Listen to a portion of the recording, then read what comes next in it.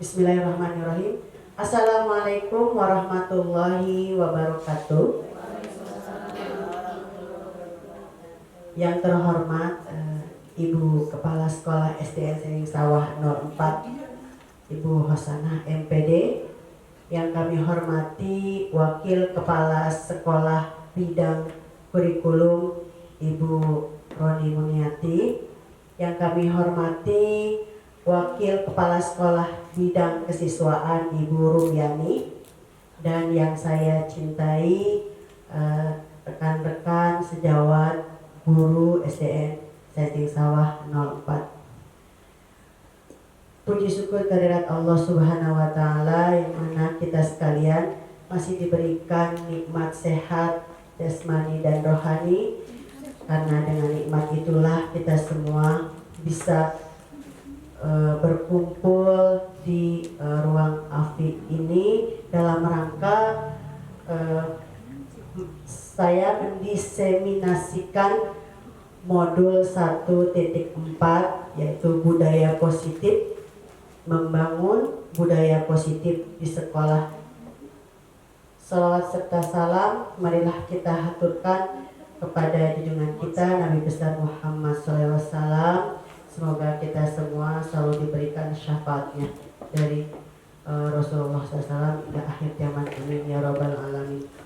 Baik, untuk acara sebelum acara dimulai, perkenankanlah terlebih dahulu saya akan membacakan susunan acara pada siang ini, yaitu pertama sambutan dari kepala sekolah dan dilanjutkan dengan diseminasi mengenai budaya positif.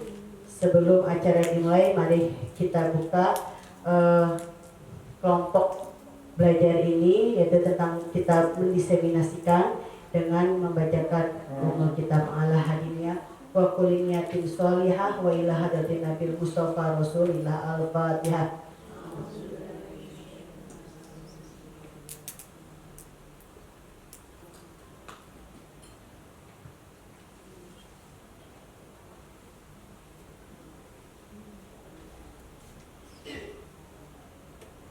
Amin amin ya rabbal alamin. Baik, untuk sebelum kita mulai belajar ini, kelompok belajar ini, untuk selanjutnya yaitu sambutan dari Ibu Kepala Sekolah kepada Ibu Hosanah, kami persilahkan.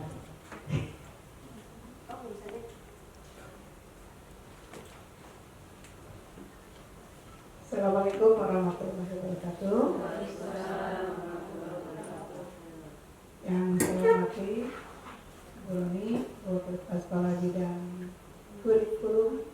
Yang saya hormati Ibu Rumyani, Wakil Kepala Sekolah Bidang Kesiswaan. Yang saya hormati Bapak Ibu Tim Pengajar SDN Sening Sawah 04. Alhamdulillah hari ini kita bisa hadir berkumpul di ruang AFIK ini dalam rangka kegiatan berbagi praktik baik yang dilaksanakan oleh Ibu Lia dalam rangka pemenuhan pencapaian kegiatan program calon guru penggerak yang akan mendiseminasi tentang modul 1.4 budaya positif, membangun budaya positif di sekolah.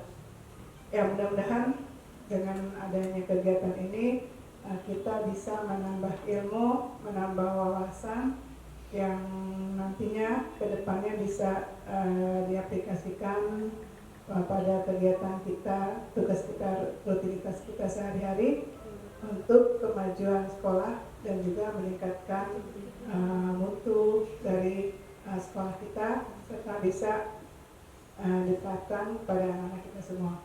Mudah-mudahan kegiatan ini bermanfaat bagi kita semua dan juga bisa nanti Bu Lia menularkan ilmu-ilmu yang didapat dari kegiatan program calon guru penggerak kepada kita semua, sehingga kita bisa menambah banyak ilmu lagi.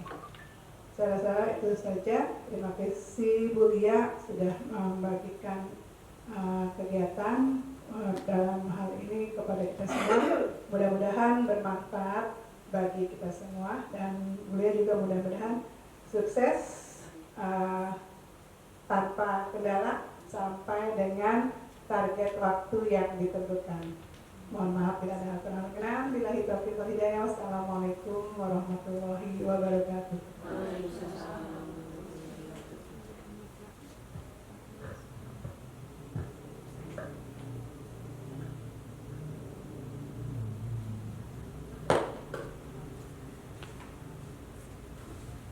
Terima kasih saya ucapkan kepada Ibu Hasanah, Bunda. Semoga apa yang saya berikan ini, kita sama-sama belajar ya Bu, tentang mendiseminasikan modul 1.4 budaya positif, membangun budaya positif di sekolah, bisa bermanfaat bagi kita semua. Baik, kita lanjutkan saja.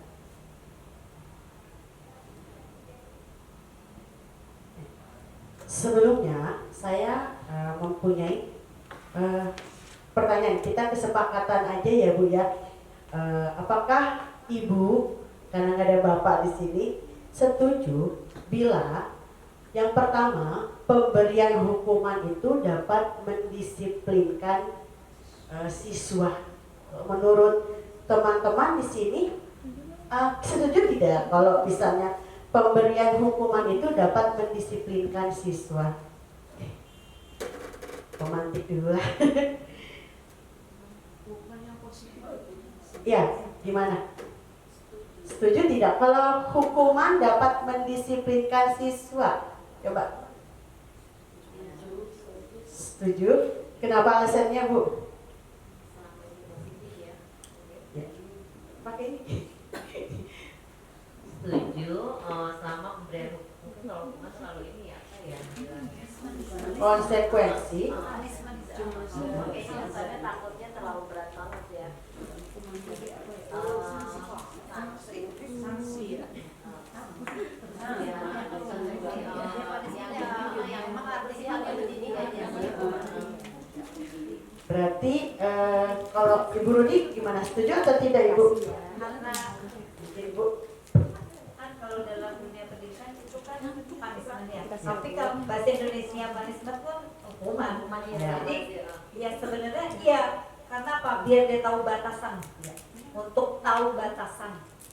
kalau istilahnya untuk positif aja, ya. Positif, iya. Mendisiplin jadi kalau udah tahu garisnya, biasanya kan dia jadi disiplin. Iya, iya, baik ya. Terima kasih ya Bu Nadia, terima kasih Miss Fenty. Baik. Nah, yang kedua, setuju tidak kalau pemberian hadiah itu meningkatkan prestasi siswa? Pemberian hadiah. Pemberian hadiah. Reward itu pemberian hadiah kan dalam belajar apa? Hadiah kesannya itu gift ya, gift ini ya. Ya, bisa. Pemberian hadiah. Kalau mungkin kalau di reward di kelas, misalnya kita kasih bintang itu penyemangat ya.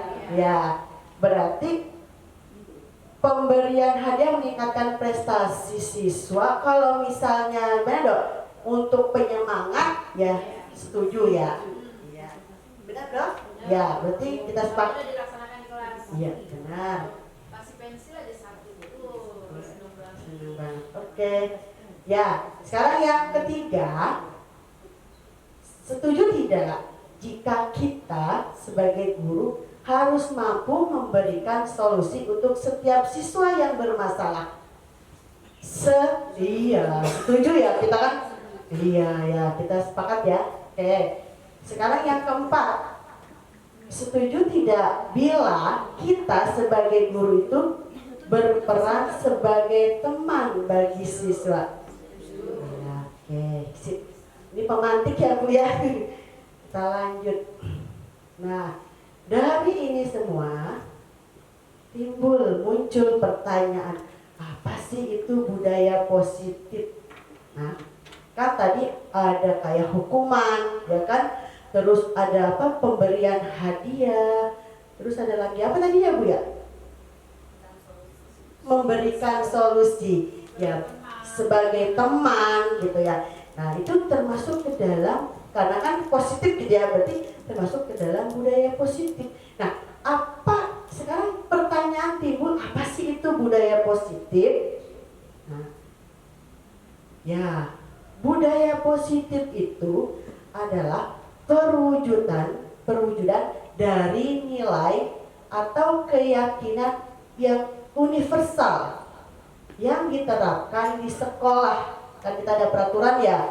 Kemudian budaya yang berkembang di sekolah itu menjadi cermin dari tujuan mulia yang sekolah jalani selama ini. Nah, guru, kita sebagai guru harus mampu menciptakan suasana yang positif yang berpihak kepada murid dengan cara membuat keyakinan sehingga menjadi sebuah kebiasaan dan terwujudnya budaya positif sekolah. Nah, jadi budaya positif berwujudan nilai kebajikan. Nah, ya Bu ya. Nah, sekarang konsepnya apa? Konsep inti untuk menciptakan budaya positif itu apa saja konsepnya? Yang pertama itu disiplin positif. Ya. Yang kedua, motivasi perilaku manusia. Yang ketiga, keyakinan kelas atau sekolah. Yang keempat, kebutuhan dasar manusia. Yang kelima, posisi kontrol seorang guru. Dan terakhir adalah segitiga restitusi. Nah, mungkin apa sih ya? Kita masih di awal, apa sih itu segitiga restitusi? Apa sih itu 5 posisi kontrol seorang guru? Nah, ini adalah 1 2 3 4 5 6 ini adalah konsep-konsep inti untuk menciptakan budaya positif di sekolah.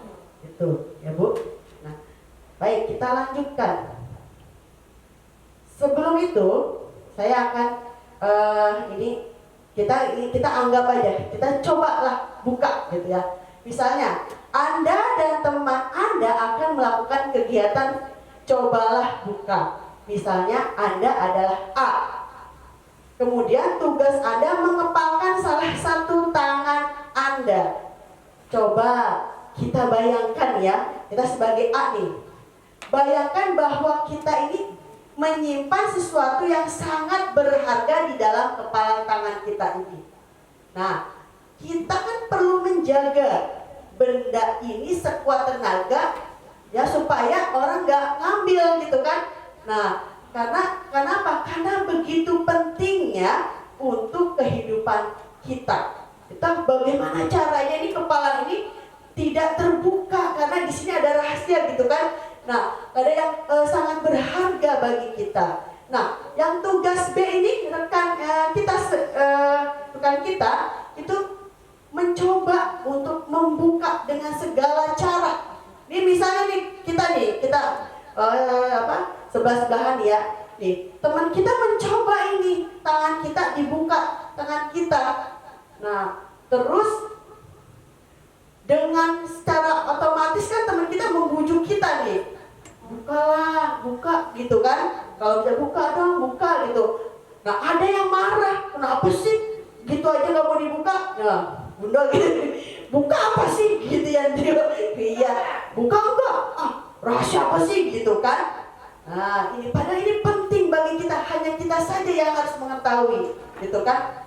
Nah, terus kita atau bahkan teman kita menawarin uang, nah ini buka dong, dikasih sogokan gitu ya dong. Nah, tetapi kalau kita kuat, kita akan mempertahankan genggaman atau kepala tangan kita. Nah, seperti itu Bu, budaya positif diibaratkan seperti itu.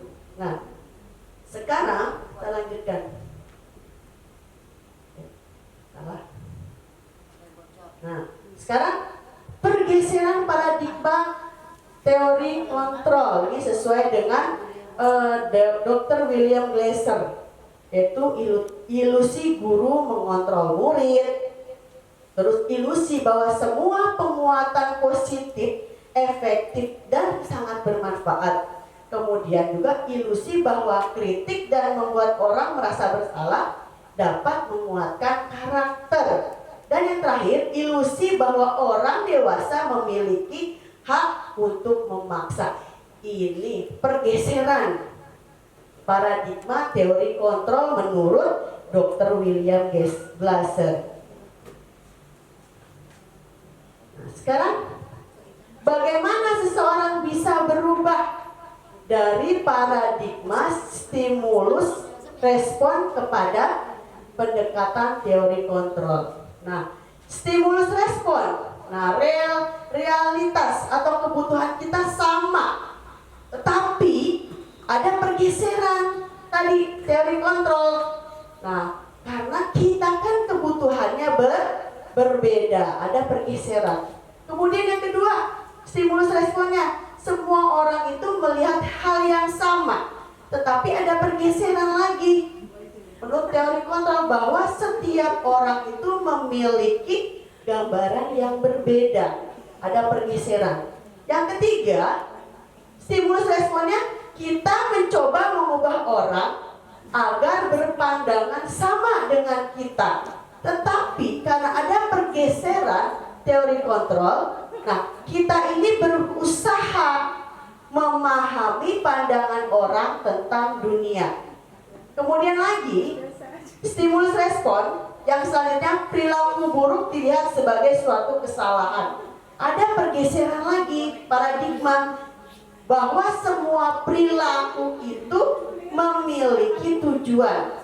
Nah, kemudian yang selanjutnya, stimulus respon selanjutnya adalah orang lain itu bisa mengontrol kita, bisa mengontrol saya. Ada pergeseran lagi bahwa hanya kita yang bisa mengontrol diri kita sendiri. Itu. Nah, kemudian stimulus respon lagi, saya bisa mengontrol orang lain. Ada pergeseran lagi nih. Kita tidak bisa mengontrol orang lain. Ya kan, kita kan beda rumahnya ya, gak bisa mengontrol kan gitu. Nah, kemudian stimulus respon lagi, pemaksaan ada pada saat bujukan gagal. Ada pergeseran lagi, adanya kolaborasi dan konsensus menciptakan pilihan-pilihan baru. Terjadi adanya kolaborasi. Nah, ada lagi stimulus respon lagi, model berpikir menang atau kalah. Ada pergeseran lagi, model berpikir menang. Ini berarti sama ya antara ini menang sama menang. Kalau yang di stimulus respon itu ada menang, ada kalah. Tetapi di teori kontrol ada pergeseran paradigma, itu model berpikir itu menang-menang gitu ya. Ini kemudian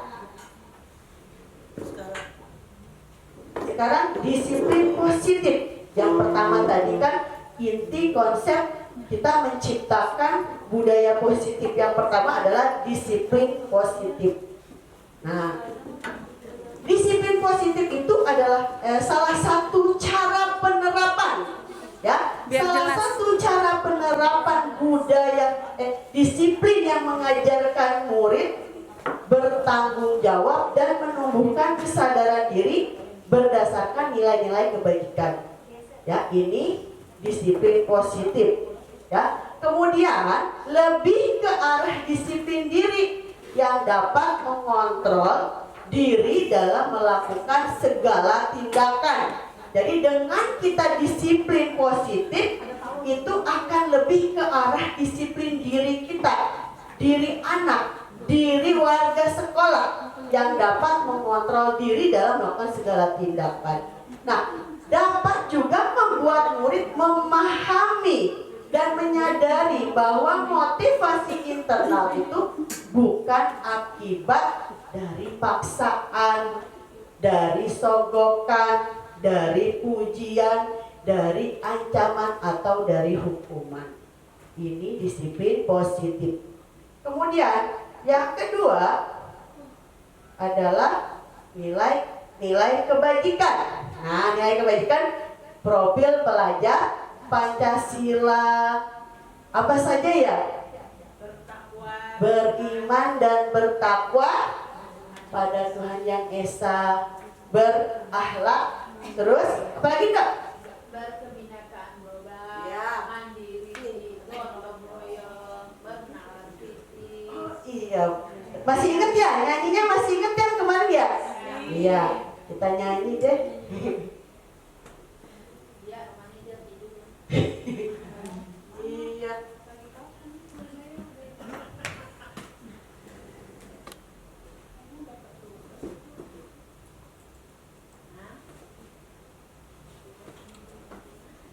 Gak ada suaranya ya?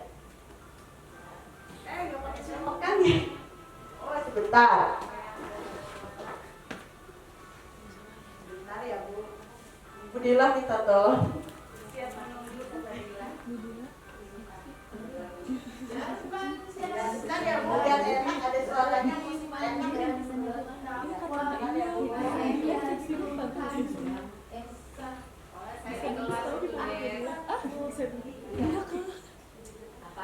Jadi kelihatan mantap penuh tamu kayak sakal gitu Ntar kita ngajarin nanti itu loh.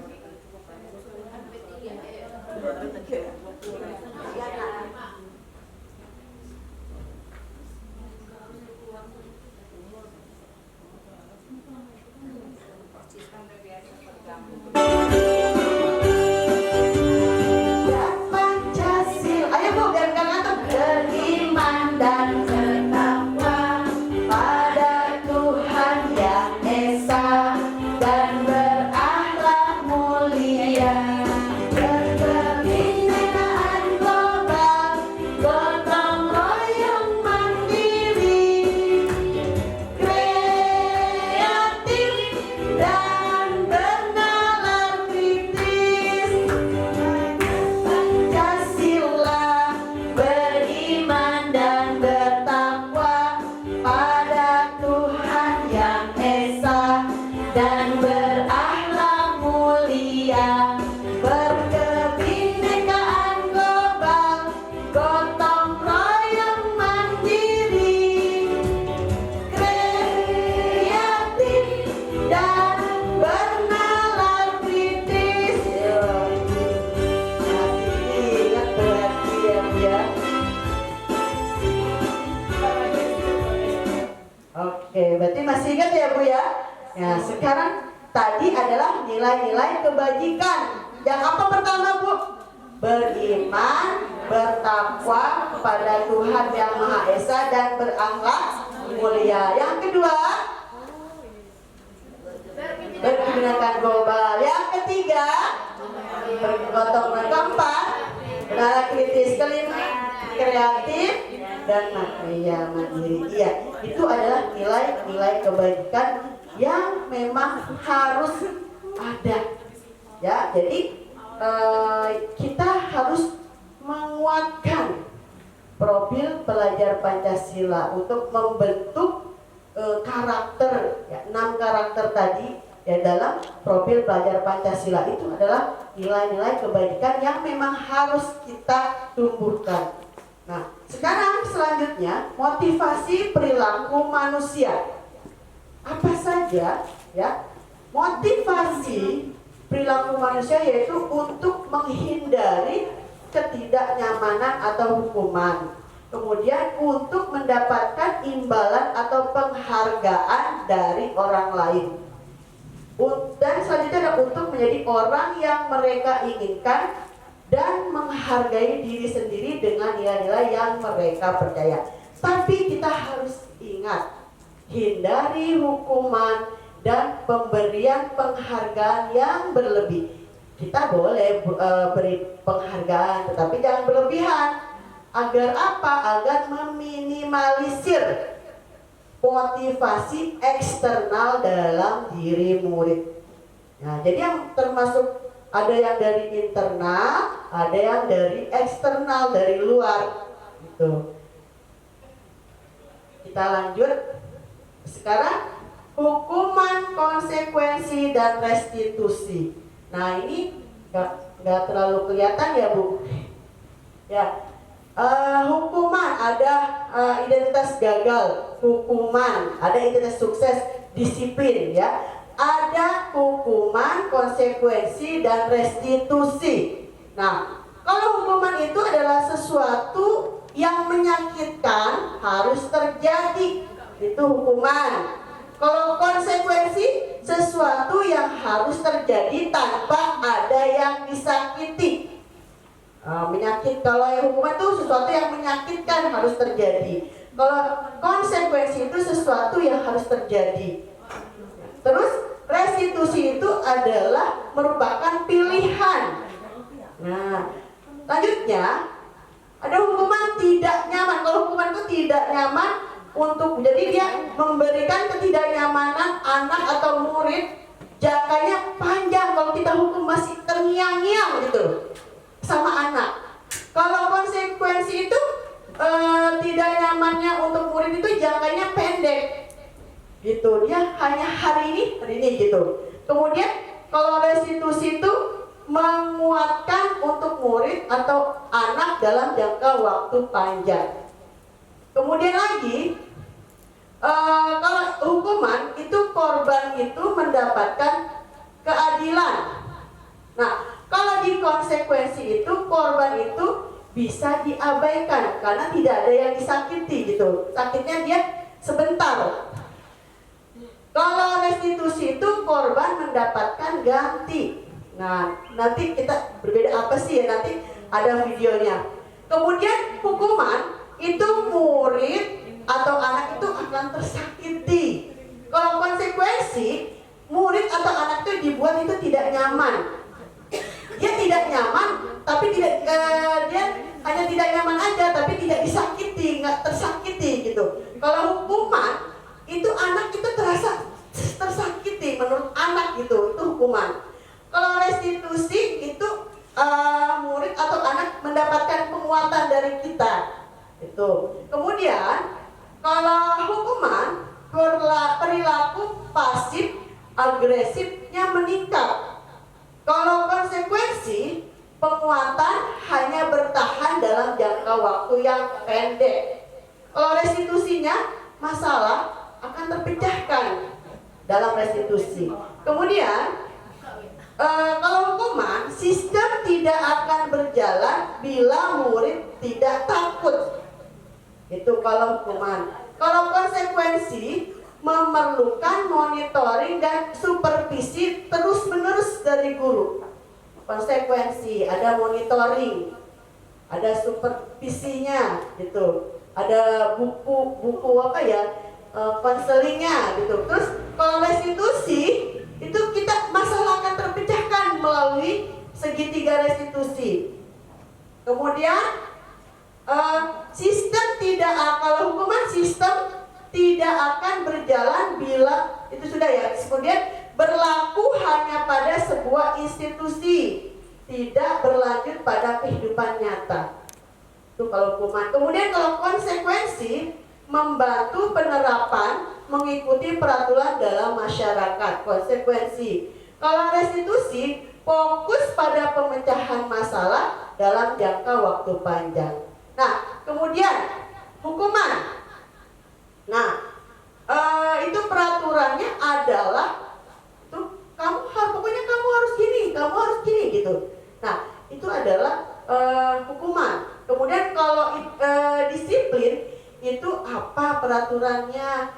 Mampukah kamu melakukannya? Berarti dengan kata-kata seperti itu kita memberikannya gitu kan. Kemudian kalau restitusi itu kita memecahkan masalah dengan 3 segitiga. Ada validasi masalah. Yang pertama, apa yang kamu yakini gitu. Terus apa yang bisa kamu lakukan, mengidentifikasi masalah. Kemudian untuk memperbaiki masalah ini, terus nanti ada dia menyatakan keyakinannya gitu. Nah, kemudian kalau hukuman, murid anak itu akan membenci peraturan.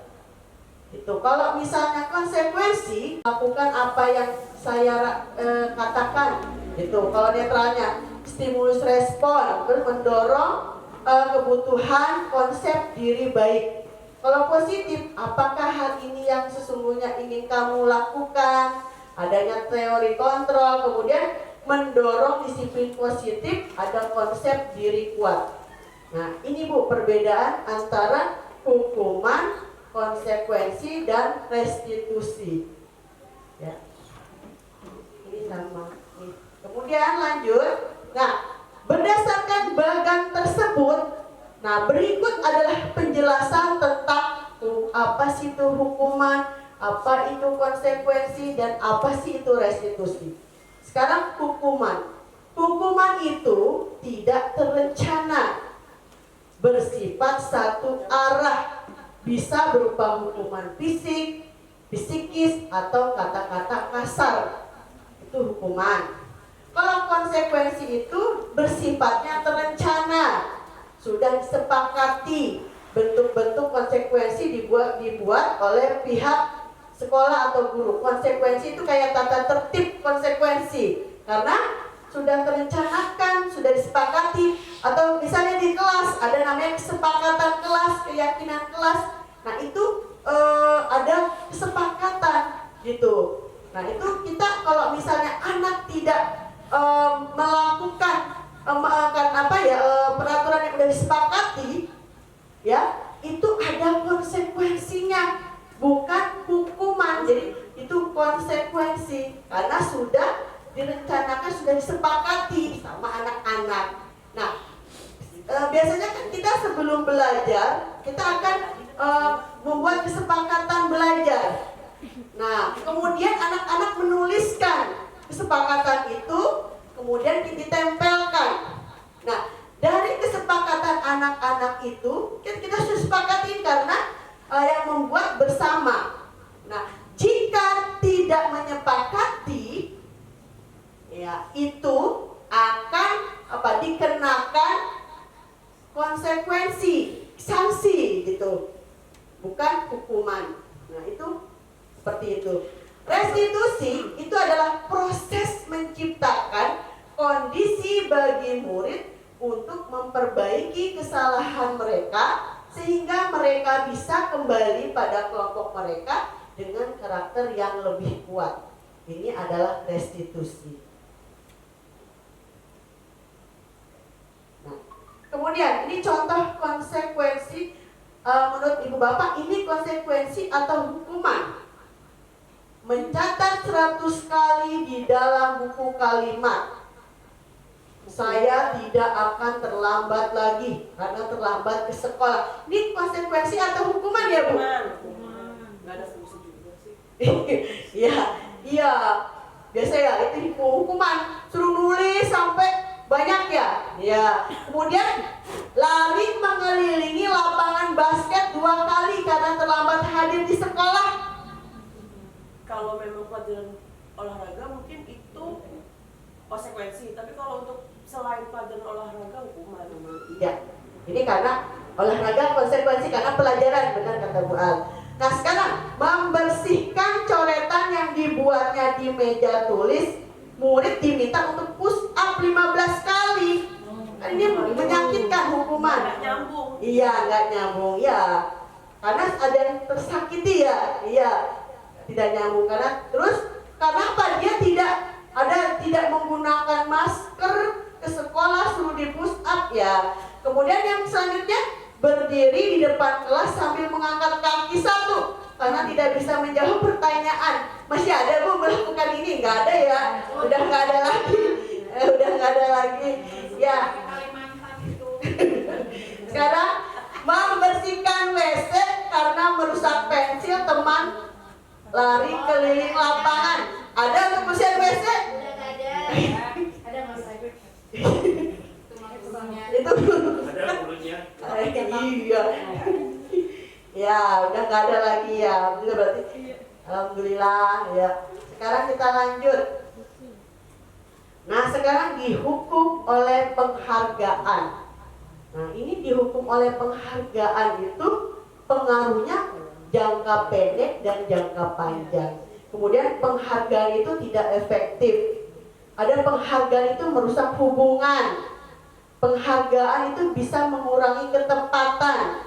Penghargaan mengurangi kualitas. Penghargaan akan mematikan kreativitas. Penghargaan itu bisa dikatakan menghukum. Bisa juga motivasi dalam diri atau intrinsik. Iyalah. Sekarang, mengapa keyakinan kelas bukan peraturan kelas? Ya, apa sih perbedaan keyakinan kelas dengan peraturan kelas? Mengapa? Kan kita kan kalau sekarang anak-anak, yuk kita buat keyakinan kelas, bukan buat kesepakatan kelas. Tapi kita bukan apa ya, peraturan kelas gitu loh. Kalau untuk belajar itu loh. Kenapa ya? Ya ini Bu.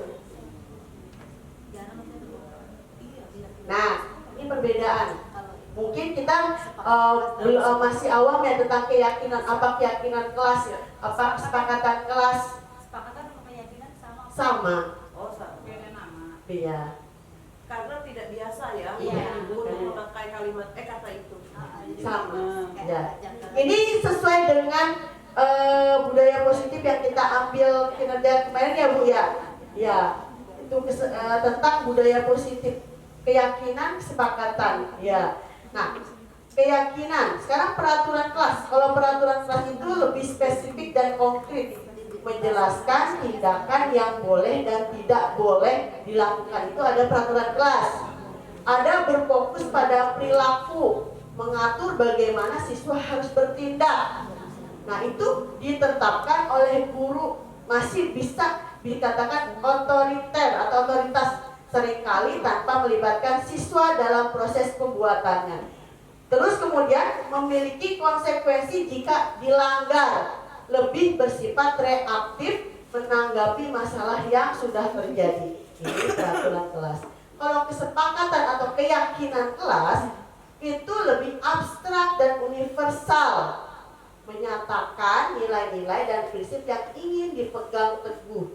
Kemudian berfokus pada nilai-nilai, mendorong siswa untuk berperilaku sesuai dengan nilai-nilai yang disepakatinya. Kemudian dibuat bersama oleh guru dan siswa, ada kesepakatan. Membangun rasa kepemilikan, dengan kesepakatan itu membangun atau menciptakan rasa tanggung jawab bersama, memiliki konsekuensi alami dari pelanggaran, dan juga lebih bersifat proaktif, mencegah masalah dengan menanamkan nilai-nilai positif. Nah, kesepakatan dan keyakinan kelas, ini peraturan kelas. Nah, ini contoh.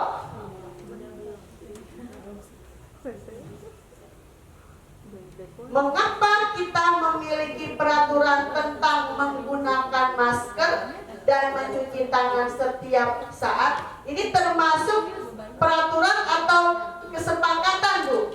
Atau keyakinan? Mengapa kita menggunakan masker? Memiliki peraturan tentang penggunaan masker dan mencuci tangan setiap saat. Ini termasuk peraturan. Iya. Ya, terus juga bisa menciptakan nilai kebajikan tidak? Ya, kebajikannya Bebas dari ya kesehatan ya, masuk kesehatan ya, nilai-nilainya ya. Kebersihan bisa. Nah, sekarang ini prosedur pembentukan keyakinan atau tadi kesepakatan kelas atau sekolah. Jadi mempersilahkan warga sekolah, mempersilahkan siswa keluarga kelas untuk mencurahkan ide tentang peraturan yang kita sepakati. Apa saja sih yang mau kita sepakati gitu di kelas sebelum belajar. Kemudian mencatat semua masukan. Nah, dari ganti kalimat negatif menjadi kalimat positif. Jadi tidak, misal kalimat negatif ini tidak boleh mencontek. Nah, itu masih kalimat negatif. Nah, ganti kalimat positifnya. Berarti harus, kalau tidak boleh menyontek berarti harus apa? Percaya diri. Nah, itu positifnya.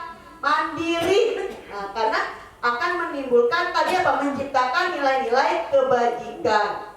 Gitu. Kemudian tinjau ulang kembali keyakinan kelas. Kemudian setelah kita tinjau, adakah ini yang masih kalimat negatif? Kalau masih ada kalimat negatif, yuk kita sama-sama merubahnya dulu ya ke kalimat positifnya. Maksudnya tadi tidak boleh ada kata-kata tidak. Misalnya kalau tidak boleh menyontek berarti kita harus tulisnya menumbuhkan apa? Percaya diri, mandiri gitu. Nah, seperti itu.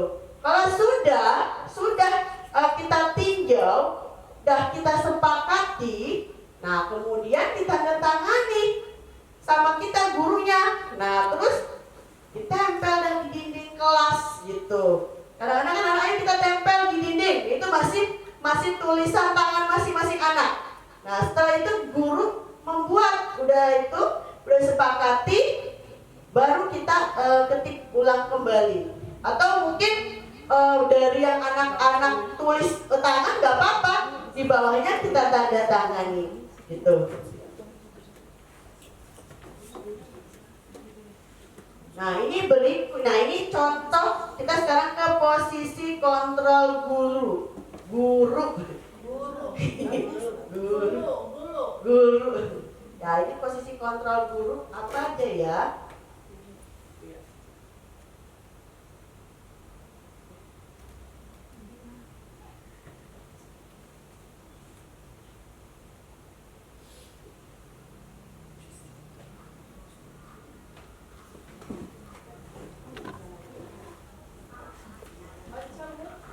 Cabut ya.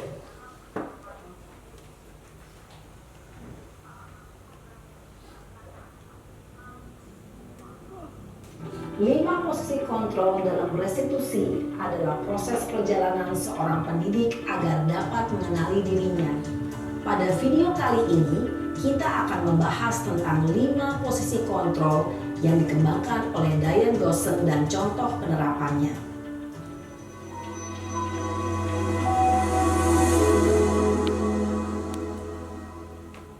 5 posisi kontrol itu adalah 1. Posisi penghukum, 2. Posisi pembuat merasa bersalah, 3. Posisi teman, 4. Posisi pemantau atau monitor, dan 5. Posisi manajer. Untuk lebih memahami kelima posisi tersebut, mari kita saksikan kasus Naren yang terlambat hadir 20 menit di sekolah dan melihat bagaimana kelima posisi kontrol dalam menghadapi masalah tersebut.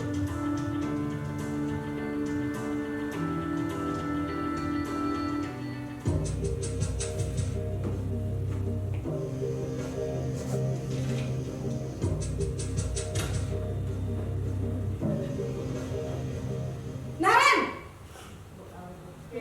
sini kamu. Selalu terlambat. Kamu deh, pasti terlambat. Maaf Bu, saya Apa? Apa coba? Alasan kamu apa lagi? Kapan sih kamu tidak terlambat? Malas sekali ya kamu jadi anak. saya Dasar pemalas. Gak kapok-kapok sih kamu. Sudah berapa kali terlambat? Sana, kamu keliling lapangan basket 2 kali. kenapa saya harus keliling lapangan basket Bu? Kenapa? Kamu melawan ibu? Berani-beraninya jawab. Sudah terlambat, masih berani jawab pula. Sekarang, keliling lapangan basket 5 kali sekalian. Biar kapok. Cepat. Pergi sana ke lapangan basket.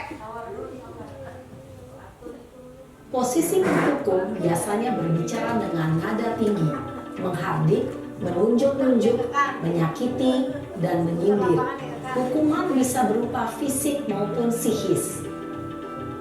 Ibu dan bapak guru hebat.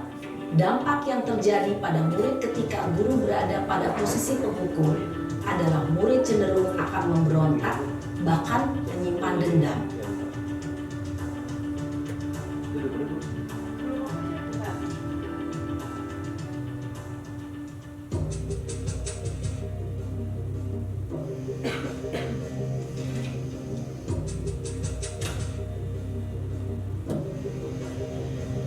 Naren!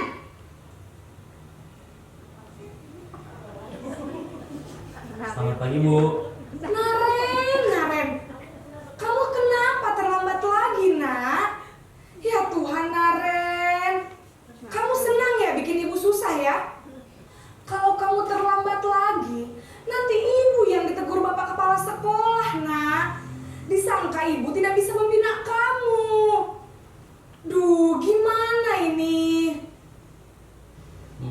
Maaf, Bu. Duh, Gusti Naren. Kamu suka ya kalau ibu ditegur bapak kepala sekolah? Terus, sekarang ibu harus tulis apa ini di buku absen? Ini kamu sudah sering terlambat loh. Ibu harus apa coba? Maaf, Bu. Maaf sekali. Ya sudah, lain kali jangan bikin ibu susah lagi ya nak ya. Ibu tidak akan kuat lagi kalau kamu begini terus.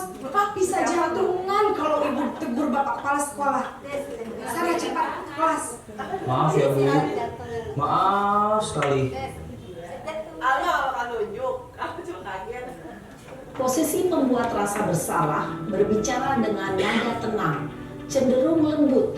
Namun kata-kata yang diutarakan membuat murid merasa menjadi orang yang gagal, memandang buruk dirinya sendiri, merasa tidak berharga, dan tidak sanggup membahagiakan orang lain. Ketika guru mengambil posisi pembuat rasa bersalah, murid akan menganggap dirinya yang bersalah dan ia akan menyimpan emosi negatif tersebut di dalam dirinya.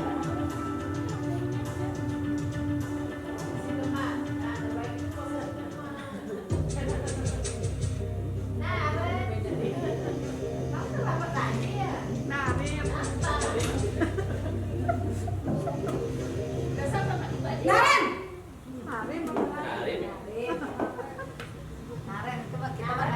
Selamat pagi, Bu.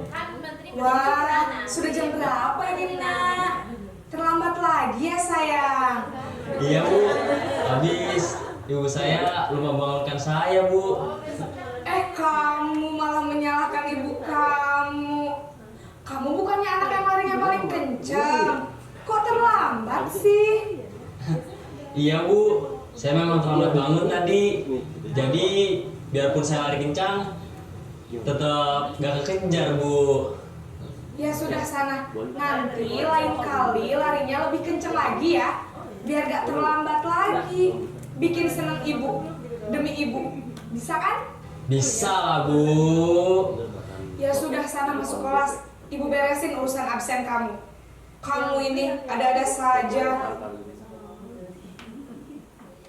Dalam posisi teman, guru berbicara dengan nada suara ramah, akrab, cenderung bersenda gurau untuk menjaga suasana tetap santai. Murid akan merasa senang, aman, dan akrab dengan guru. Identitas yang tercipta adalah identitas sukses atau berhasil. Namun, perlu diingat, karena ini masih dorongan eksternal, maka ada faktor ketergantungan dari murid kepada orang tertentu. Di sini, guru absennya, sehingga di lain waktu, murid bisa berperilaku baik, namun hanya kepada orang-orang tertentu saja.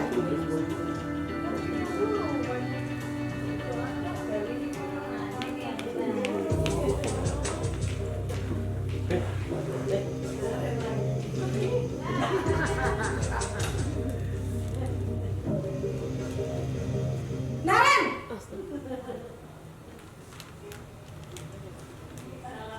Selamat pagi, Bu. Naren, apa peraturan sekolah kita tentang jam berapa kita harus masuk sekolah, nak? Kita harus di sekolah jam 7, Bu. Iya betul, sekarang sudah jam 7.20. Naren sudah tahu konsekuensinya jika terlambat hadir. Paham, Bu. Saya harus tinggal kelas pas jam istirahat selama 20 menit. Iya benar, konsekuensinya demikian. Jadi nanti jam 9.30 pas istirahat, kamu harus tinggal di kelas, kerjakan tugas tambahan untuk ketertinggalan kamu, ya? Baik, Bu. Posisi pemantau mengandalkan penghitungan atau data untuk mengontrol murid. Guru mengarahkan murid berdasarkan peraturan dan konsekuensi. Seorang pemantau menunjukkan bahasa tubuh dan ekspresi wajah yang datar dan cenderung formal.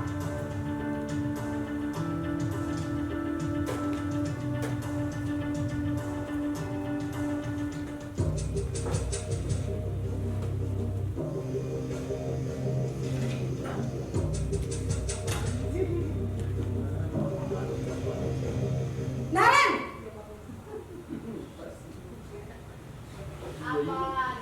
Selamat pagi, Bu. Selamat pagi Naren.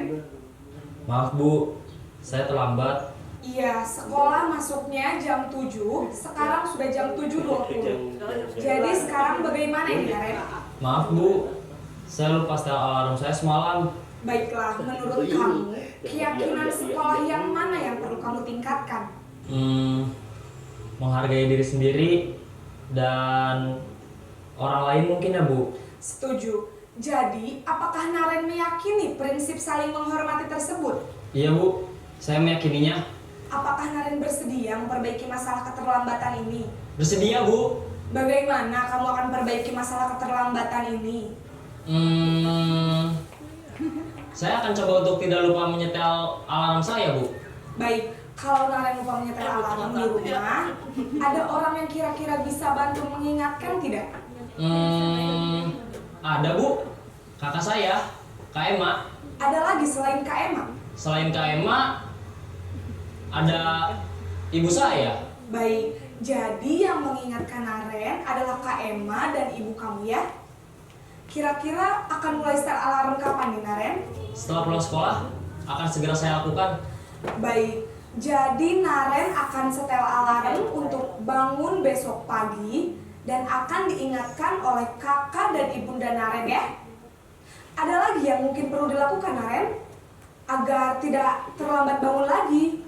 Tidak ada, Bu. Baik Naren, terima kasih untuk kerjasama kamu. Sekarang kamu perlu kembali ke kelas untuk belajar. Baik, Bu. Terima kasih. Posisi manajer adalah posisi kontrol yang disarankan untuk membimbing murid memiliki sikap disiplin yang positif, yaitu murid yang mandiri, bertanggung jawab, dan dapat memecahkan masalah. Tujuan dari posisi ini adalah agar murid dapat berefleksi atas tindakannya. Guru akan dengan tulus memberikan pertanyaan-pertanyaan bermakna, sehingga membuat murid dapat belajar dari kesalahannya dan mencari sebuah solusi untuk menyelesaikannya. Ibu dan Bapak guru hebat, setelah mengamati adegan kelima posisi kontrol tadi, kira-kira posisi mana yang paling ideal? Posisi mana yang dapat menunjang motivasi intrinsik murid? Ya, tentu posisi manajer.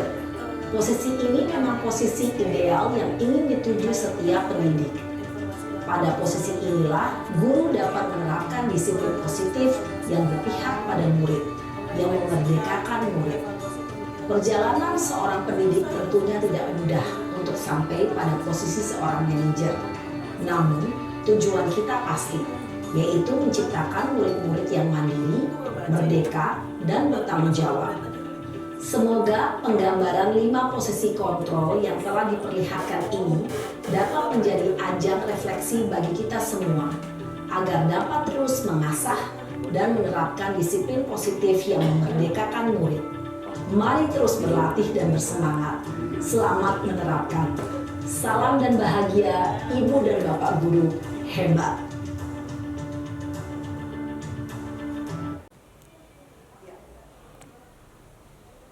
Tadi dari kita sama-sama menyimak video tadi, yaitu ada 5 posisi kontrol ya Bu ya. Yang pertama apa Bu tadi? Ada penghukum ya, ada penghukum, ada pembuat merasa bersalah, ada teman, ada pemantau atau monitor, ada posisi manajer. Nah, menurut ibu bapak guru, yang mana yang memang posisi mana yang paling sesuai, yang harus kita jalani? Posisi yang keberapa, Bu? Saya teman. Teman. Untuk kelas tinggi ya. Posisi yang mana, Bu? Sama pemantau sih. Manajer. Ya. Mungkin yang lain kalau manajer. Ya, seharusnya dari kelima ini posisi yang memang harus ada di diri kita itu adalah posisi manajer. Iya. Jadi, iya, supaya anak-anak itu tidak, pertama, kita tidak terasa dihukum. Kita harus mendengarkan dulu.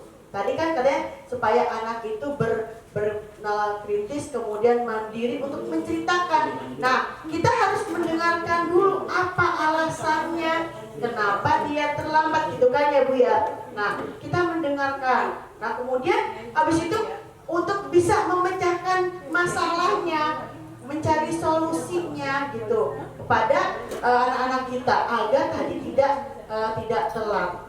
Nah, ya jadi memang saya juga setelah mengikuti ini ya, kita merasa apa ya, kayak oh ya berarti selama ini kita salah gitu loh. Nah, benar ya Dok, selama ini kita salah gitu loh. Yang seharusnya kita sama-sama belajar, saya juga belajar Bu gitu ya. Kita yang seharusnya tuh kita harus menjadi posisi sebagai manajer. Kita harus mendengarkan dulu apa alasan anak tersebut terlambat. Kemudian habis itu kita juga bersama-sama melemparkan solusinya. Nah, gitu. Kita ya sama-sama ya Bu ya. Nah, kemudian ini tadi sudah dijelaskan dari video itu, kalau penghukum yaitu ada kata-kata menghardik, menunjuk-nunjuk, berkaca pinggang, membentak, hukuman, ada hukuman fisik atau herbalnya. Dampaknya apa? Anak menjadi pendendam, bahkan tidak menyukai guru atau mapel tertentu. Ada yang takut, gak mau masuk sekolah, gak mau masuk kelas karena takut sama gurunya itu. Nah, ini kita sama-sama belajar ya Bu ya. Saya juga belajar, kita sama belajar agar kita tidak lagi ada di posisi kontrol sebagai penghukum. Kita sama-sama belajar. Kemudian juga yang kedua, posisi kontrol yang kedua adalah pembuat merasa bersalah. Gitu. Suara kita lembut gitu kan. Namun menyalahkan siswa, gara-gara kamu ibu jadi dipanggil kepala sekolah, berarti kan menyalahkan. Terus gimana gitu, ibu yang dipanggil, ibu yang disalahkan gitu. Kamu gak kasihan sama ibu gitu. Nah itu, seperti itu, menyatakan kesalahan pada siswa dan seakan-akan kita menderita karena kita seakan disalahkan, kita ditegur sama kepala sekolah gitu. Nah, dampaknya apa? Dampaknya itu membuat siswa itu merasa bersalah, rendah diri dan menarik diri. Itu, ya. Kita sama-sama belajar. Saya juga baru tahu, oh iya, saya masih ada posisi kontrol ini di diri saya. Kita sama-sama belajar ya Bu. Kemudian posisi kontrol teman. Nah, teman ini ya menurut saya, dikira ini saya kan teman itu kan bagus ya, kita merangkul dia, merangkul anak kita gitu kan ya. Nah, ada posisinya ini, jadi guru itu bersikap ramah, bersenda gurau gitu kan, untuk menghangatkan suasana. Tetapi dampaknya apa? Dampaknya itu murid bergantung pada satu orang. Ada terkadang ada kecemburuan juga, terus juga membuat siswa tidak mandiri, ya, karena anak nggak mandiri, selalu kita dirangkul terus, selalu disayang terus. Nah, itu biasanya kelas 1 masih seperti itu gitu loh. Kenapa sayang gitu kan? Nah, memang awalnya menurut saya baik gitu ya, ternyata ya memang ada dampak negatifnya juga gitu. Kemudian kita lanjutkan. Nah, sekarang selanjutnya adalah pemantau. Nah, kalau pemantau itu nada bicaranya ekspresi datar, ya. Terus identitasnya berhasil. Kita memantau. Nah, terus pemantau juga tetap memantau sisa belum diberi sanksi. Itu konsekuensi. Nah, dampaknya apa? Nah, dampaknya itu kita menghitung hukuman yang diberi, hadiah yang diberi, hukuman yang diberi, penghargaan yang diberi, tanpa melihat nilai kebajikan dan tidak sepenuhnya mandiri. Gitu. Kita masih, saya sendiri masih ada gitu loh. Oh, selama ini berarti saya nih masih harus membenah diri saya, masih ada di dalam diri saya ini sistem kontrol pemantau, sistem kontrol dari tadi hukum ada, sistem dari teman, terus kemudian pemantau. Nah, yang selanjutnya adalah manajer. Sistem manajer ini, ya, ini adalah kita itu apa ya, suaranya tuh netral, gitu kan? Netral, tidak menyalahkan. Kemudian ada tercipta identitas positif. Nah, kita tadi kita berhasil mengajukan pertanyaan dan kemudian anak secara mandiri menjawabnya, membuka nalar kritisnya. Kemudian selain itu membantu memecahkan masalah agar tidak terlambat lagi apa yang harus kamu lakukan. Jadi memecahkan masalah, ada kemandirian untuk memecahkan masalah. Nah, dampaknya murid menjadi mandiri, kemudian dapat memecahkan masalah sendiri, dan dia menyadari gitu loh, ini kesalahan saya, dan habis itu timbul karena kita hanya dengan pertanyaan-pertanyaan itu kita ada kolaborasinya. Nah, anak itu bisa memecahkan masalah sendiri, itu Bu. Ya, kita sama-sama belajar. Saya juga masih ada kesalahan. Ternyata selama ini salah ini saya gitu. Pagi dengan tadi melihat video tadi, oh saya ini salah gitu, banyak kesalahan. Jadi kita harus kita sama-sama belajar di sini.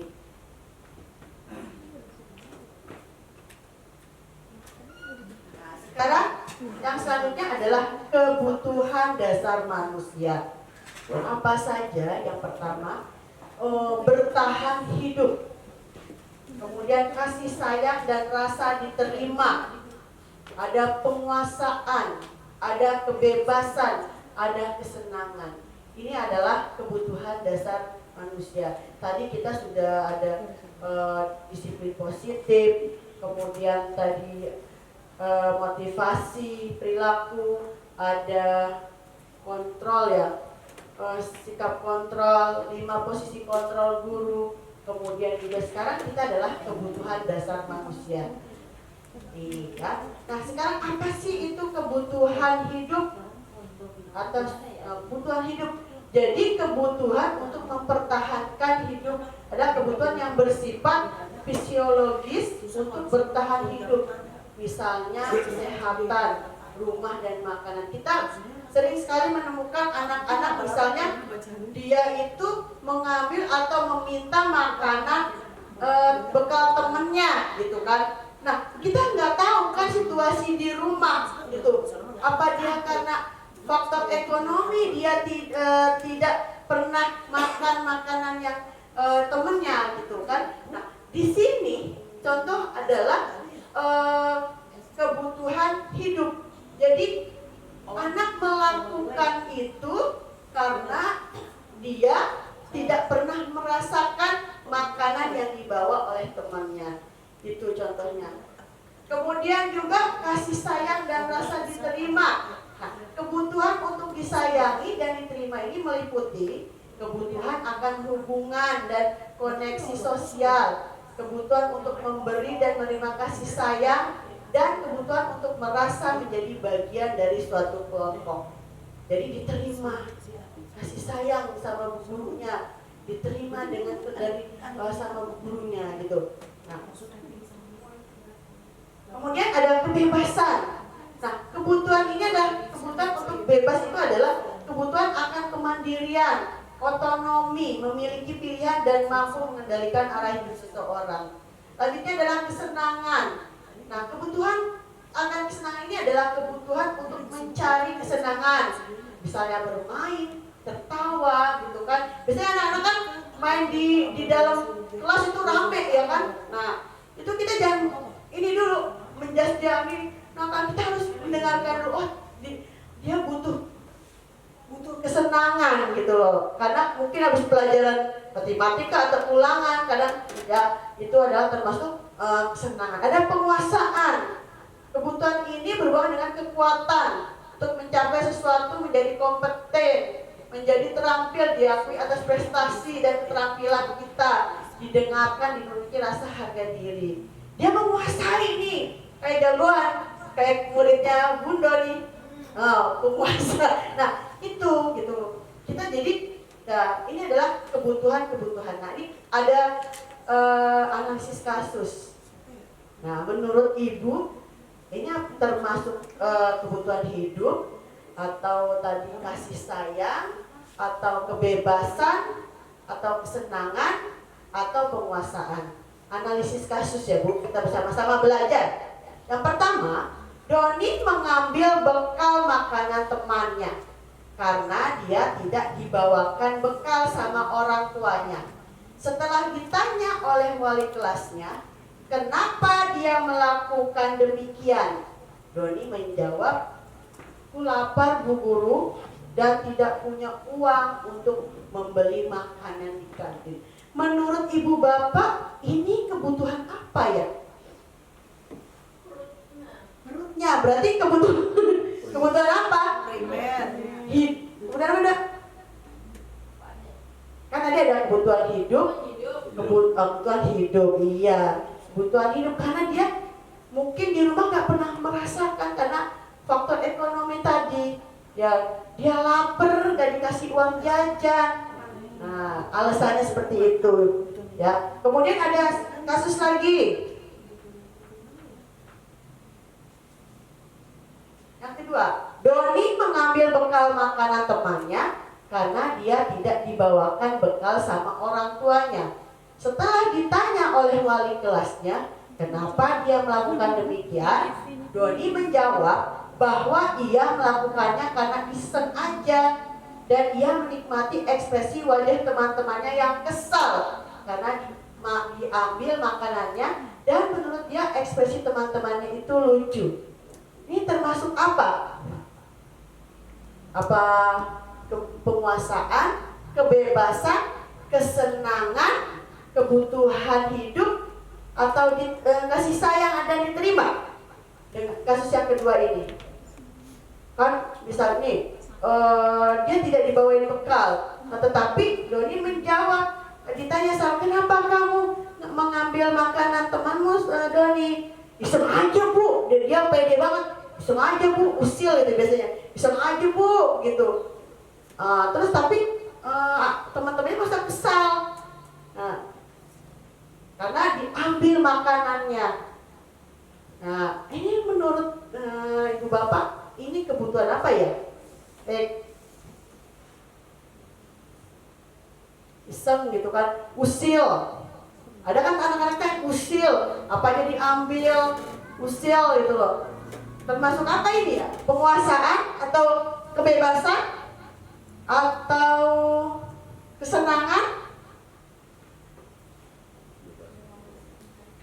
Menjadi iya, karena usil ya, karena ekspresinya. Iya benar, iya. Kesenangan dia nggak ngerasa bersalah ya Bu Ida ya? Iya benar. Ya, sekarang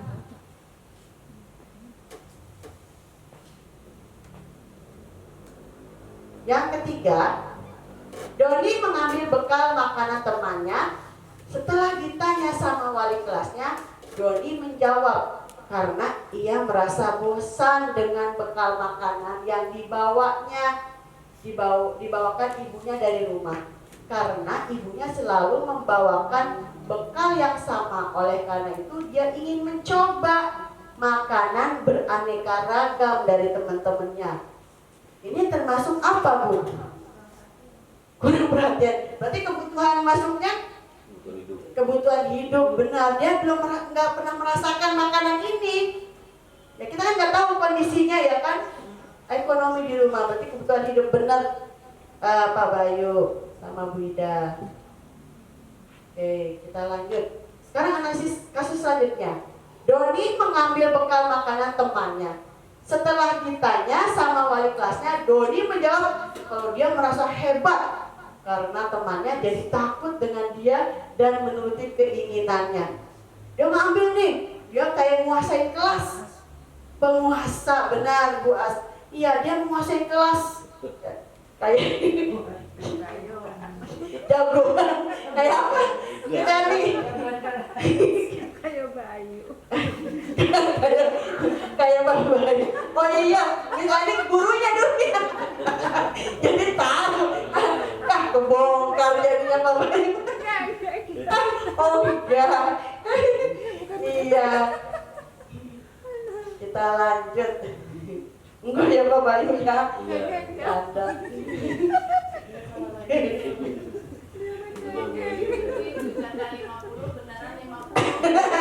Itu ya Pak Bayu. Iya karena Pak Bayu dulu murid kan dulu ya sekarang murid. Iya muridnya Miss Erni jadi tahu Miss Erni. Sekarang analisis kasus selanjutnya. Doni mengambil bekal makanan temannya setelah ditanya sama wali kelasnya karena dia merasa senang temannya jadi memperhatikan dia. Ketika temannya melaporkan tindakannya itu pada gurunya dan gurunya memberitahu orang tuanya sehingga orang tuanya jadi memperhatikan dia. Ini termasuk apa ya Bu? Dia sering nih dikasih sama temannya. Nah dia merasa kalau dia itu senang, disenangi teman, ya terus merasa dia diperhatikan. Berarti termasuk ke dalam tadi apa? Adanya kasih sayang ya. Kasih sayang diterima ya. Iya benar.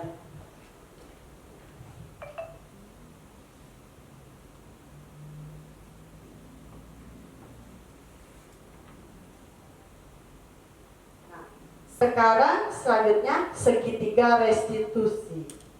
Nah ini restitusi yang tadi Bu. Nah dalam memecahkan masalah di kelas, tadi kan kita sudah membuat keyakinan kelas. Kemudian dengan membuat keyakinan kelas atau kesepakatan kelas, kalau melanggarnya ada konsekuensinya, gitu kan? Nah terus setelah itu, jika melanggar, tadi kita sebagai guru itu harus mengingat posisi kontrol kita, gitu kan? Dari tadi membuat keyakinan untuk supaya terciptanya budaya positif itu, kita harus mengingat juga posisi kontrol kita. Setelah itu, untuk memecahkan masalah agar anak ini tidak terulang lagi permasalahannya, ya kita melakukan posisi kontrol sebagai manajer. Untuk memecahkannya, kita melakukan melalui restitusi, segitiga restitusi. Apa yang pertama kita lakukan? Yang pertama adalah validasi kebutuhan. Kemudian, apa sih validasi kebutuhan? Itu jadi misalnya kamu tentu punya alasan mengapa melakukan itu, kenapa kamu melakukan itu, gitu kan? Terus adakah cara yang lebih efektif untuk mendapatkan apa yang kamu butuhkan? Itu namanya validasi kebutuhan. Kemudian menstabilkan identitas. Setiap orang pasti pernah melakukan kesalahan. Kemudian kamu bukan satu-satunya yang pernah melakukan ini. Itu adalah menstabilkan permasalahan identitas. Nah, habis itu menanyakan keyakinan. Kamu masih ingat nilai-nilai yang kita sepakati, keyakinan yang kita sepakati. Nah, terus kamu ingin menjadi orang seperti apa? Itu adalah untuk menanyakan keyakinan. Nah, supaya kita bisa lebih memahami tentang segitiga restitusi, kita simak lagi ke contoh video segitiga restitusi.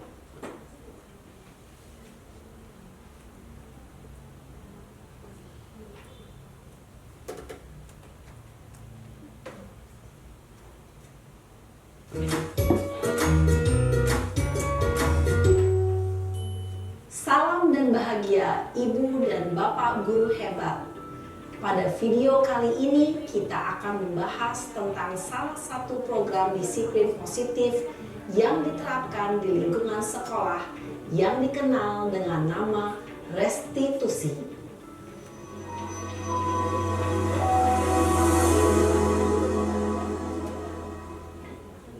Restitusi dikembangkan oleh pakar pendidikan Diane Gosson, berlandaskan pada teori kontrol Dr. William Glasser. Segitiga restitusi adalah suatu proses dialog yang dijalankan oleh guru atau orang tua agar dapat menghasilkan murid yang mandiri dan bertanggung jawab. Pada saat guru di posisi manajer, aspek yang dikembangkan pada murid adalah motivasi intrinsik, sehingga penanaman nilai-nilai kebajikan dapat tumbuh dan berkembang menjadi suatu kebiasaan positif yang akhirnya membentuk karakter murid. Proses dialog ini terdiri dari 3 langkah yang digambarkan pada ketiga sisi pada segitiga restitusi. Sisi pertama adalah menstabilkan identitas. Sisi yang kedua adalah validasi tindakan yang salah. Dan sisi yang ketiga adalah menanyakan keyakinan. Ibu dan Bapak guru, berikut ini akan ditunjukkan bagaimana seorang guru berada dalam posisi manajer menggunakan penerapan segitiga restitusi.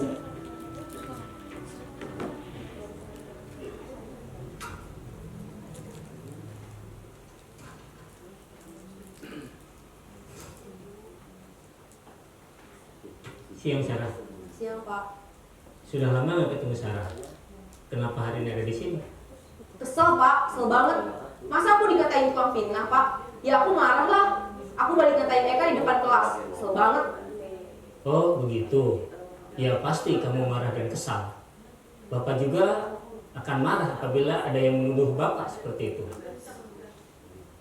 Kemudian pada saat itu kamu mau melakukan apa?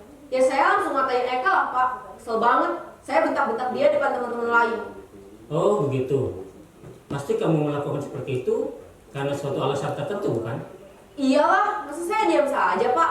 Ya saya bela diri lah. Masa saya dituduh tukang fitnah? Ya wajarlah. Mempertahankan harga diri itu sesuatu yang penting buat kamu. Untung kamu tidak bertindak lebih gegabah lagi. Hanya membentak-bentak. Iya Pak. Untung saya masih bersabar dan hanya membentak saja. Sudah gemes padahal. Saya pasti bela diri lah. Ya pasti ya. Tapi kamu memilih untuk tetap bertahan dan bersabar. Kamu memilih untuk tidak berbuat lebih parah lagi bukan? Iya. Nah, sekarang coba kita lihat lagi tindakan kamu yang bentak-bentak Eka di kelas. Tindakan kamu itu kira-kira sesuai dengan keyakinan kelas atau prinsip kamu tidak? Enggak lah Pak. Capek Pak jadi pemarah. Jadi keyakinan atau prinsip mana yang kurang sesuai dengan keinginan kamu? Ya, saya sebenarnya sangat menghargai orang lain. Mungkin saat itu saya menjadi emosi, jadi tidak menunjukkan sikap itu. Kamu meyakini tidak? Menghargai orang lain itu penting buat kamu. Yakinlah Pak. Iya, setuju. Kita harus saling menghargai. Namun, ada juga keyakinan yang kita sepakati yang perlu kita jalankan apabila kita sedang marah, bukan? Ya, saya bisa lebih proaktif, mulai dengan diri sendiri. Saya bisa jadi lebih bersabar, mengambil waktu jeda untuk berpikir mau apa selanjutnya. Kira-kira kamu bersedia memperbaiki masalah ini tidak? Bersedia Pak. Kalau kamu memperbaiki masalah ini, kamu akan menjadi orang seperti apa? Saya akan menjadi orang yang bertanggung jawab kali ya Pak, dan senantiasa proaktif.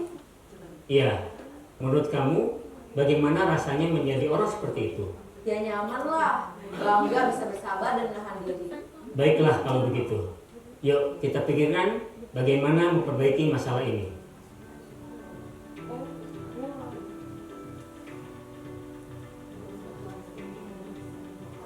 Ibu dan Bapak guru hebat. Baru saja kita menyaksikan contoh bagaimana seorang guru berada dalam posisi manajer menggunakan penerapan segitiga restitusi. Mari kita bahas satu persatu. Pada sisi pertama, menstabilkan identitas berdasarkan pada prinsip bahwa membuat kesalahan adalah bagian dari proses pembelajaran. Sisi pertama dari segitiga ini berperan menggeser identitas murid dari identitas gagal ke identitas sukses.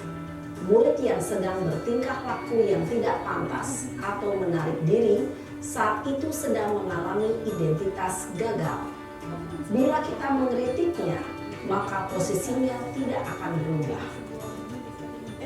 Kita bisa mengajukan pernyataan-pernyataan ini. 1. Membuat kesalahan sesuatu yang wajar. 2. Manusia tidak ada yang sempurna. 3. Kita bisa memperbaiki masalah ini.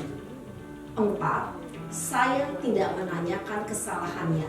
Saya lebih fokus bagaimana memperbaiki masalah ini. 5. Apakah saat ini kamu tengah menjadi orang yang baik untuk dirimu sendiri? Pada sisi kedua, validasi tindakan yang salah berlandaskan pada prinsip bahwa setiap perilaku berupaya memenuhi suatu kebutuhan tertentu. Guru yang telah memahami teori kontrol akan bergeser dari pemikiran stimulus respon menjadi proaktif dan mencoba untuk mengenali tujuan dari perilaku murid. Mengenali dan mengakui kebutuhan murid ini dapat memperbaiki hubungan dengan murid tersebut. Pernyataan atau pertanyaan bisa disampaikan dengan nada suara tidak menghakimi atau memojokkan, sehingga dapat mengembalikan murid pada posisi positif. 1. Kamu bisa saja bertindak lebih gegabah lagi dari ini. 2. Kamu bukan melakukannya tanpa suatu alasan tertentu. 3. Kamu melakukannya karena mempertahankan sesuatu yang penting bagimu. 4. Mungkin kamu bisa mempelajari suatu perilaku baru yang lebih efektif. Bersediakah kamu mempelajarinya? Selanjutnya, kita akan simak sisi terakhir, yaitu menanyakan keyakinan. Teori kontrol menyatakan bahwa pada dasarnya kita termotivasi secara intrinsik. Pada saat perilaku yang salah telah divalidasi dan identitas sukses telah stabil, maka murid telah siap mengaitkan keyakinan-keyakinannya dengan tindakannya yang salah dan pemikirannya telah bergeser ingin menjadi orang yang dituju. Pertanyaan-pertanyaan ini dapat mengaitkan keyakinan-keyakinan yang dianut murid. 1. Sebagai keluarga atau kelas, apa yang kita yakini? 2. Nilai-nilai apa yang telah kita sepakati? 3. Seperti apa gambaran sebuah kelas yang ideal bagi kamu? 4. Kamu ingin menjadi orang seperti apa?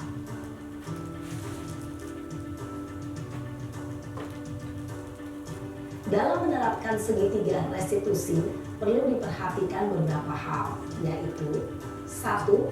Perilaku yang salah perlu dikaitkan dengan nilai-nilai atau keyakinan-keyakinan yang telah disepakati atau dituju. 2. Kesediaan kesalahan untuk memperbaiki masalah. 3. Pemecahan masalah sebisa mungkin relevan atau memiliki hubungan dengan masalah yang ada. 4. Usaha. Perlu adanya suatu usaha perbaikan dari pihak yang berbuat kesalahan. 5. Waktu. Perlu didedikasikan waktu dari pihak yang berbuat kesalahan. mempertanyakan kapan akan mulai dilakukan usaha untuk memperbaiki masalah. Dengan memahami struktur penerapan segitiga restitusi, diharapkan guru dapat menerapkan posisinya sebagai manajer dengan mengajukan pertanyaan-pertanyaan bermakna yang dapat membuat murid menjadi lebih percaya diri, bertanggung jawab, dan mandiri. Nah, Ibu Bapak Guru perlu tidaknya mengikuti ketiga tahapan dalam segitiga restitusi bergantung pada ringan beratnya suatu permasalahan. Misalnya, bila permasalahan tersebut ringan, maka tidak perlu dijalankan secara berurutan. Bahkan bisa semudah menanyakan apa keyakinan yang kita sepakati. Dengan menjalankan segitiga restitusi, dengan mengajukan pertanyaan-pertanyaan bermakna, diharapkan murid menjadi lebih kuat secara pribadi, dapat membuka wawasan murid agar dapat menyelesaikan permasalahannya sendiri, semakin percaya diri, mandiri, dan merdeka. Salam dan bahagia, Ibu Bapak Guru hebat.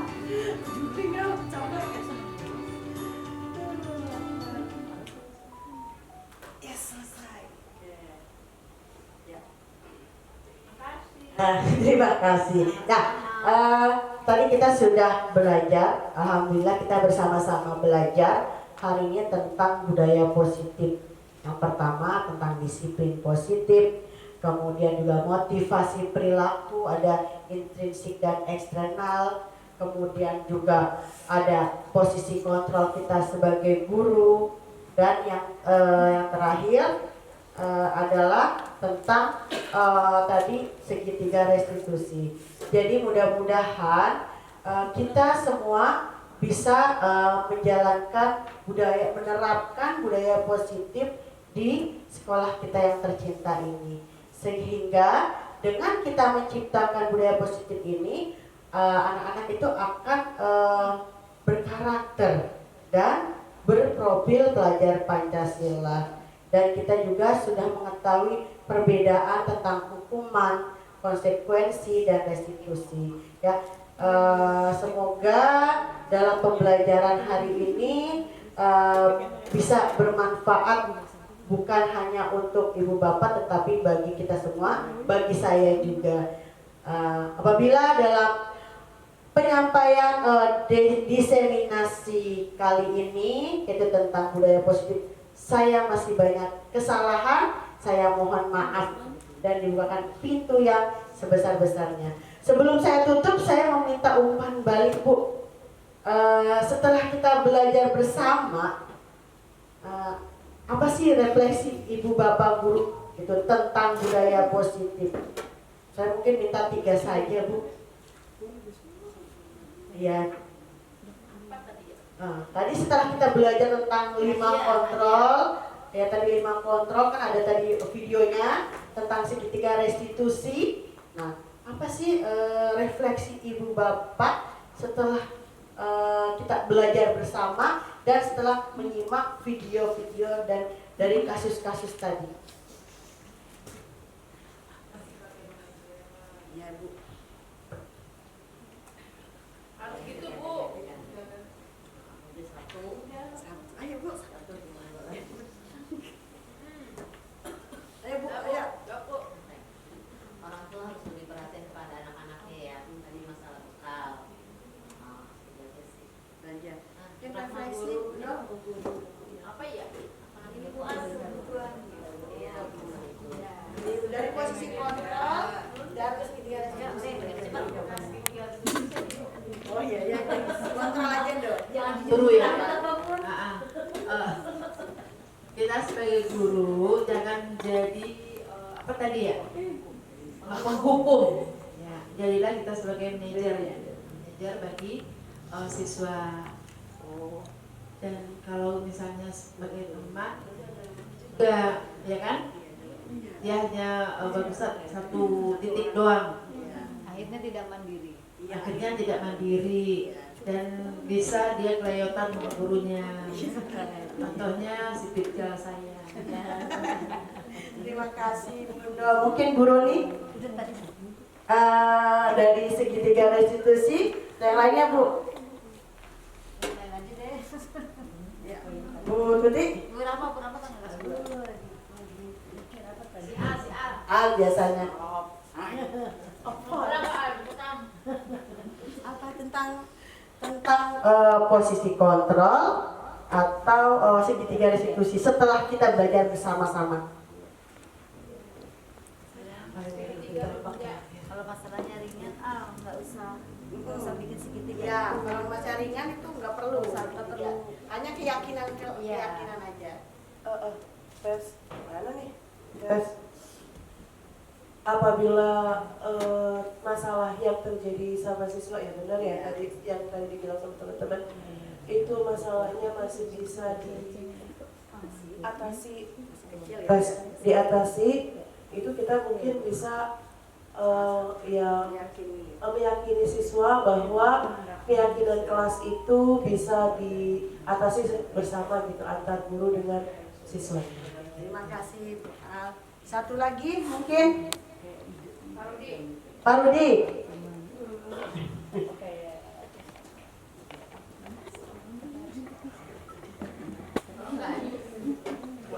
Bayu. Ayo Pak Rudi, kalau disuruh ayo mau.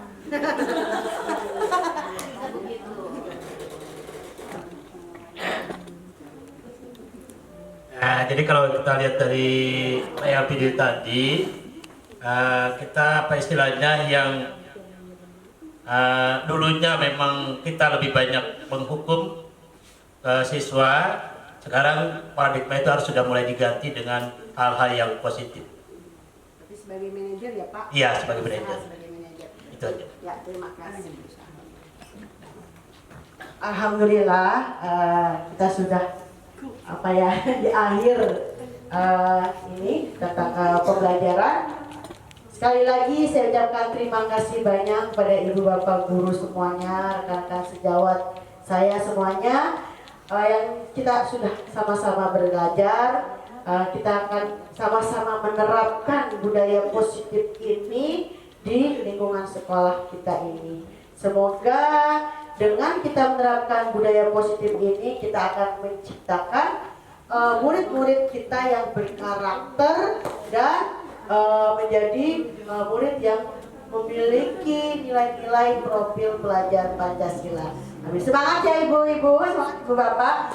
Akhir kata kita ucapkan hamdalah dulu. Alhamdulillahirabbil alamin. Wabillahi taufiq wal hidayah. Wassalamualaikum warahmatullahi wabarakatuh.